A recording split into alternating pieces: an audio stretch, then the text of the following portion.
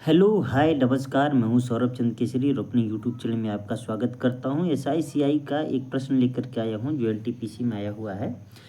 मैं बार बार यह बात ज़रूर बताता हूं कि जहां पर सीआई का प्रश्न आए तो कई तरीके से हम हल कर सकते हैं। तो डिविजिबिलिटी रूल के द्वारा, यूनिट डिजिट के द्वारा, डिजिटल सम के द्वारा और ट्री मेथड के द्वारा। एक रेशियो मेथड होता है, तो रेशियो मेथड और ट्री मेथड दोनों सेम है। कह रहा है त्रैमासिक रूप से संयोजित होने वाली 40% वार्षिक ब्याज की दर से 2,40,000 पर एक वर्ष में अर्जित चक्रवृद्धि ब्याज ज्ञात कीजिए। ब्याज बताना है मेरे भाई। तो आप बताइए एक वर्ष में कितने तिमाही होंगे।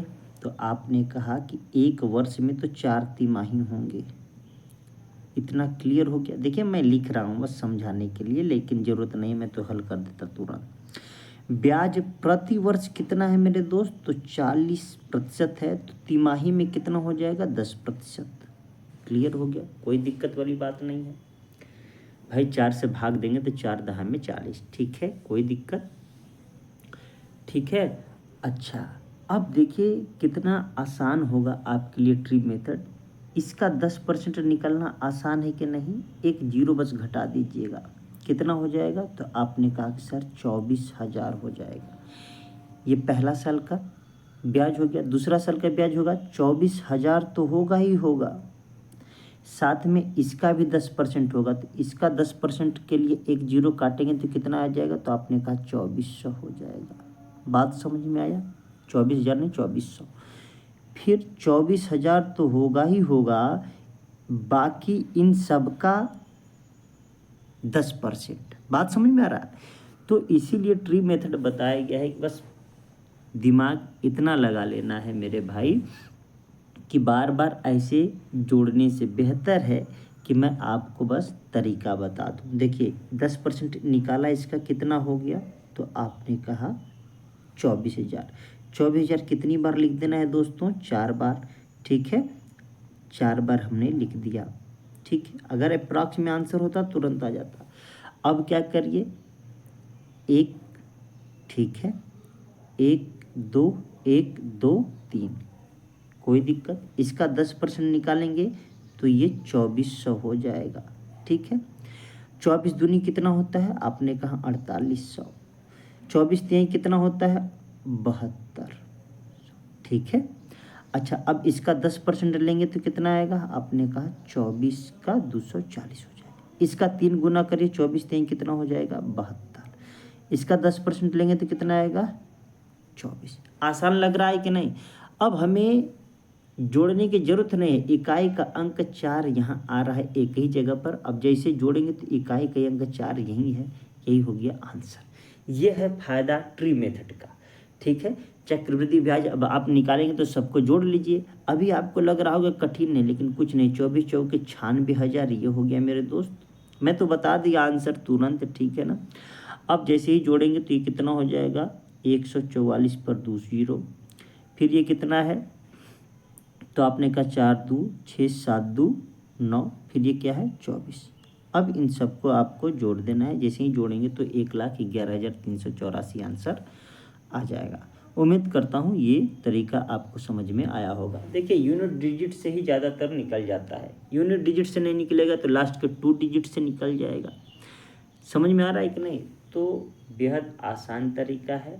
अब देखिए एक तरीका तो ये हो गया। अब तो जोड़ लेंगे ना, कि इसमें शिकायत नहीं होगा ना कि आप जोड़ करके बताइए। अब दूसरा तरीका क्या है, दूसरा तरीका मैं वो आपको बता देता हूँ मेरे भाई। दूसरा तरीका क्या है, देखिए आप क्या करते, 10% को आप लिखते 1/10। मतलब कोई राशि 10 से 11 हो रही है, ये 4 बार आप करते, आराम से कर सकते थे। क्यों, क्योंकि 10 से 11 का करना आसान है। ये कितना है मेरे भाई, तो आपने कहा सर 4 जीरो, 10,000, 10,000 का वैल्यू 2,40,000 दिया है। बात समझ में आ रहे हैं। 4 जीरो से 4 जीरो खत्म, एक का वैल्यू 24, तो भी इकाई के अंक 4 आता। इससे भी आसानी से लग जाता। वैसे भी इतना का पता होता है कि 1331 होता है। फिर 11 का गुणा करना आसान होता है, इसमें आप ऐसे भी कर सकते थे 1 3 1 4 3 3 6 3 1 4 1। अब आप देखते यहाँ से तो कितना होता है 46 41। क्लियर हो गया कि नहीं? जब ये 24 गुना है तो इसमें भी 24 का गुणा करते एग्जैक्ट आंसर आ जाता है। ठीक है, हालांकि यूनिट डिजिट से ही निकल गया। और जब हम रेशियो मेथड का प्रयोग करते हैं तो वो रेशियो मेथड वाला भी बता देता हूँ आपको, बहुतों को नहीं याद होगा, है कि नहीं? एक ही क्वेश्चन में कई तरीका बता देता हूँ।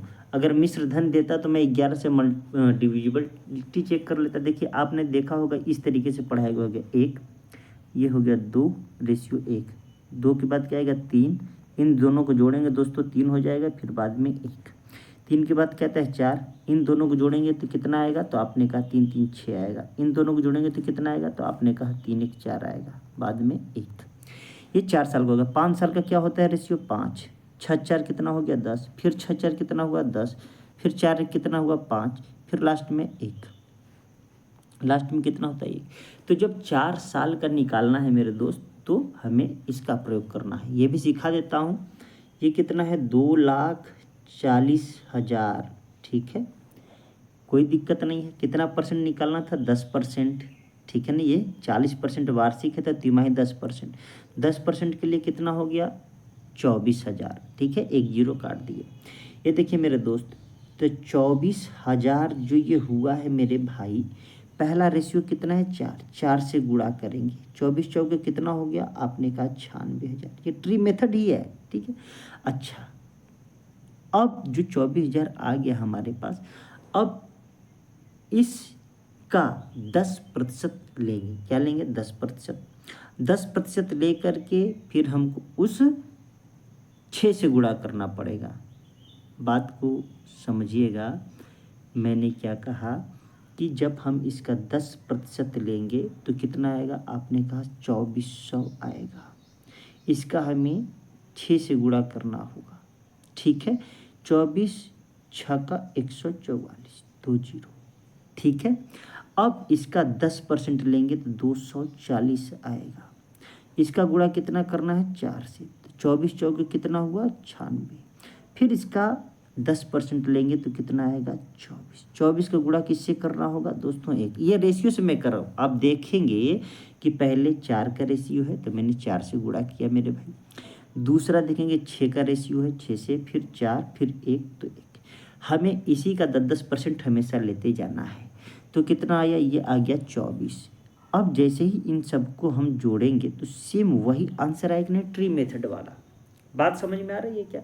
तो इकाई का अंक यहाँ पर भी 4 है और यहाँ पर भी एक ही जगह इकाई का अंक 4 है। आंसर हो जाएगा आपका 1,11,384। जोड़ना है तो जोड़ सकते हैं, पहले 4 आ जाएगा, 2 6 8, फिर उसके बाद यहाँ 3 है तो 9 4 13।